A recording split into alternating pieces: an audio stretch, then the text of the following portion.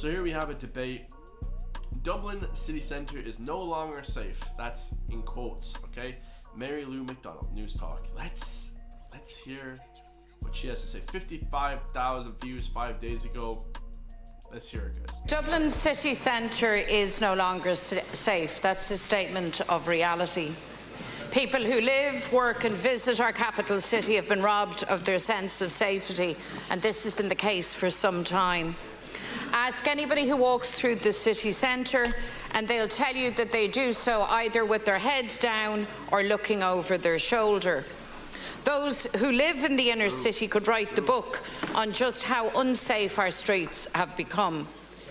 The everyday climate of danger has taken root, not least because of the lack of Garda presence on the ground.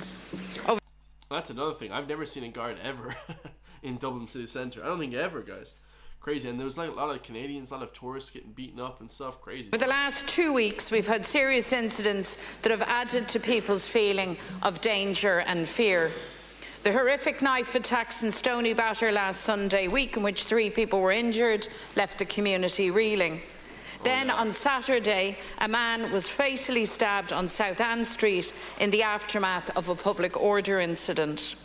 Yeah, Baba Tunde, RIP to him. I mean, he actually was a sexual offender as well abroad, so if they could somehow, you know, not have let him in or somehow reprimanded him or somehow did a background check, he would still be alive.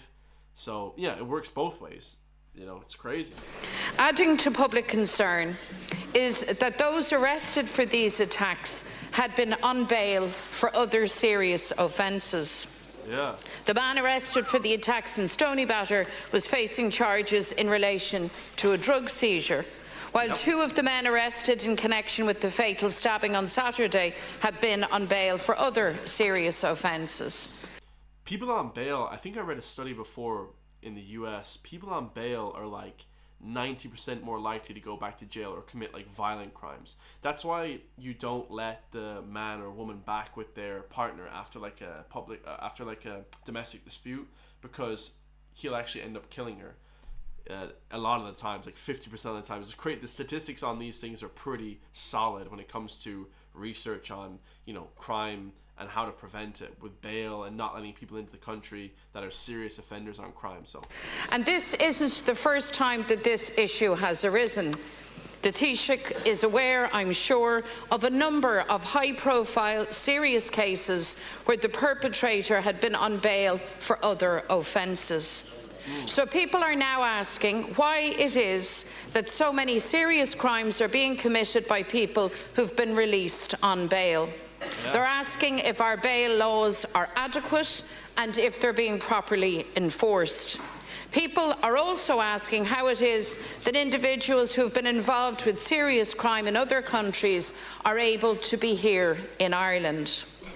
Yeah, and like I said, if you work in the passport control as you come to Dublin airport and you have a serious crime on your passport or in your background, you know, you should be definitely heavily vetted and like not let in if you have a serious criminal record, guys. I mean, honestly, come on. There is a real sense that public safety, the right of every person to go about their lives without fear, has been undermined by neglect and the failure of government to respond to reality on the ground. Knife crime, the carrying of knives, now presents a clear and present danger to the public. Yeah. Minister O'Callaghan has stated that parts of Dublin are unsafe, but he has failed to specify which parts. It's not Dalkey, and it's not Blackrock. Okay, I'll tell you that for free, guys. Okay, it's not Dunleary. Well, actually, there probably is a little bit there, but it's not the rich parts anyway. The reality is that we have had years of failure into Fine Gael and Fianna Fáil on crime prevention, on community safety, on rehabilitation. So, Taoiseach, we need more Gardaí on our streets, more investment in community, in youth services, in youth diversion programmes, in rehabilitation, in our probation services, and we need to reform our bail laws, and that needs to be done urgently. We need a response to knife crime, to the carrying of knives, which is now endemic. like I said, if you get caught with a knife or you're trying to involved in a gang crime or stab somebody, I think you should get life in prison. I mean, I don't know. That's the only thing that prevents it. You have to be afraid of the repercussions, guys. People aren't afraid of the repercussions. Like, the price of government failure in all of these areas has been high, too high for too many.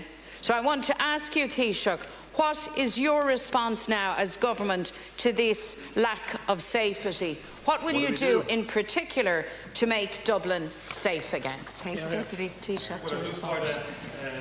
And I thank the Deputy for raising this important issue with me. My thoughts are with the deceased man, Kwame Babatunde, and his family and his friends. And we also think of the other victims. We think of the victims also of the attack in Stony Batter, which was an appalling attack on people going about their daily lives, leaving their homes or walking just along the streets. and I forgot to say that the NEWSTALK presenter said that the people that were attacked in Stony Brook or whatever, Stony Batter, whatever it's called, that they were in the wrong place at the wrong time.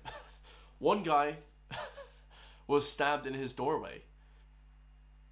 Does anybody not see the slightest thing wrong with that statement? Like, how can you be in your doorway, in your house, on your front porch, and be in the wrong place? So now you're in the wrong place if you're just relaxing at your house. I mean, lads, come on, man. Stupidity. And one has to condemn the level of violence involved. We must be very clear and absolutely intolerant of people carrying knives in their possession as they go out for a night's recreation. This is a growing phenomenon, and it is reprehensible, and it's putting the lives of people in danger. Well, the thing is, we don't know the motive, okay? The guy that got stabbed on South Ann Street after that sort of event, okay? There was some guy that got arrested recently, and then another guy that got arrested in the north, some guy in Dublin, the guy that actually stabbed Babatunde, let's say. What was the motive? There's no such thing really as random stabbings, you know. There's sort of a motive there. So did they know that he was a sexual offender and they wanted to attack him because, you know, or retaliation for something that he did? Like, nobody gets stabbed randomly. Nobody gets attacked really randomly. I mean, some crackpots do, but the guy seemed, you know, just like a normal guy. You know, doesn't seem out of the ordinary. So and it was pretty vicious attack. It looked like he actually went for him pretty well right there. So was the guy, you know, disliking him for being a sexual predator? Like, we don't know, guys. I hope it comes out in the trial, you know.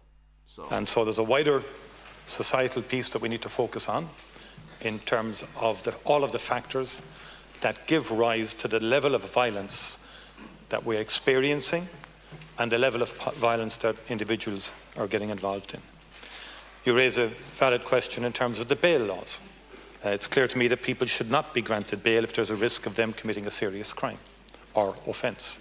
The bail laws have been comprehensively strengthened in recent years by a series of acts in 207, 215, and then we further acts in 224 in terms of increased penalties for the court civil law, criminal law superannuation. 224 increases the penalties for several knife-related weapons under the Firearms and Offensive Weapons Act of 1990. And that includes an increase from 5 to 7 years in the maximum sentence for the offences of possession of a knife, trespassing with a knife, and producing a knife to unlawfully intimidate another. In respect of our bail laws, the decision to grant bail in a particular case, as you know, is solely a matter for the judge.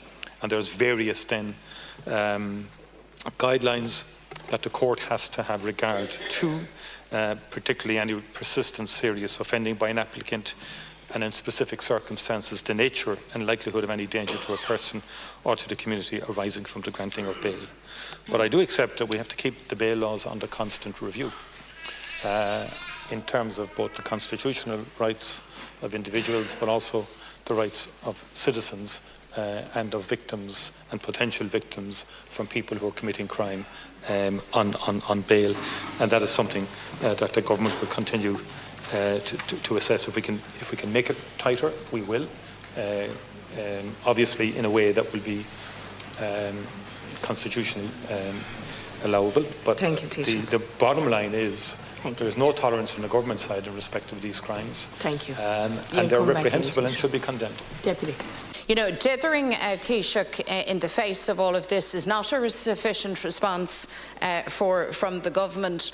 I could write a lengthy thesis on the underlying causes of crime, the poverty, the lack of investment, the lack of opportunity. We could all do that.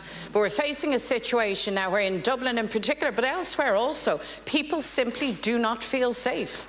And you say that there's zero tolerance to knife crime. Well, tell that to people on the street.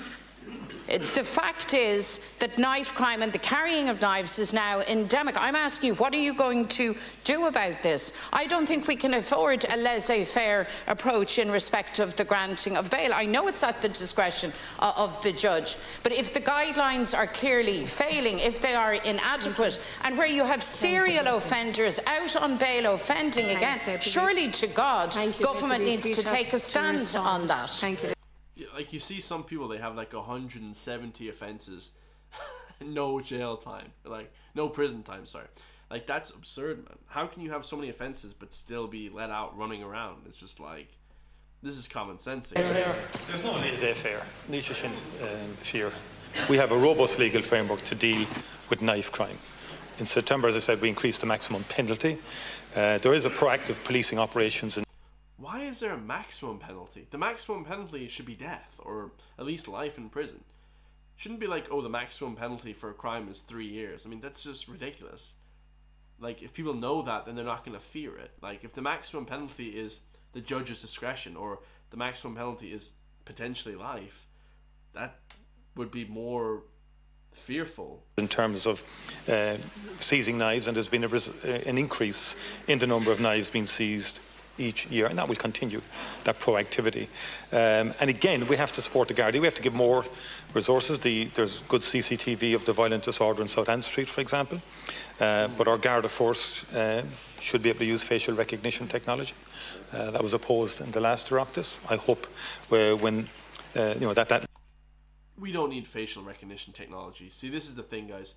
For your safety, and this is what they're gonna tell you always. For your safety, you're afraid, you're weak, you're scared. For your safety, we need to now bring in loads of draconian laws that recognize your face from space and all this type of stuff. Crazy sort of like monitoring of your activity online and monitoring of your whole daily lives. When you go take a shit in the bathroom, they know what size the shit is, and just everything, just bullshit, right? They know when you flip and take a fart. Like, it's just like ridiculous, right? It's just gonna come to a point where you're gonna have no privacy, no nothing, no anything for your safety. Okay, that's not what we want. Okay, we know that's a agenda, WEF 2030. We know it's written right there. You can read the handbook. So yeah, no, we're absolutely opposed to facial recognition technology, absolutely. Legislation, the opposition will support Minister O'Callaghan when we bring legislation of that type forward, and other legislation designed to strengthen the Gardaí on the front line, particularly the body-worn. Like, this is ridiculous. I hate this guy. This guy, well, I don't hate anybody. No man hates anyone, but I don't hate anyone. But, like, dude, he's talking about bringing in facial recognition technology. What about bringing in, like, armed police on the street, so if they saw the guy that stabbed the guy, they can take him out, or whatever, or some sort of like situation where there's more police everywhere, so increasing public awareness, and stuff like that, like just guards with weapons so they can handle situations like knife crime and things like that, man. I don't know, facial recognition technology so we can capture you getting stabbed, so then you getting stabbed is going to be circulating Twitter. I don't want that. I don't want people witnessing any of that stuff. I just want the flipping, the crime to be stopped or prevented at the very least. There should have been flipping, after any event in Dublin, which is kind of hard to do, but there should have been people there to, to prevent it or whatever, It should have been some sort of stopping of that. Like, they're arrested after the day. They weren't arrested on the night. Just get that right. He stabbed the guy and they went home. He killed a guy and then he went home to bed.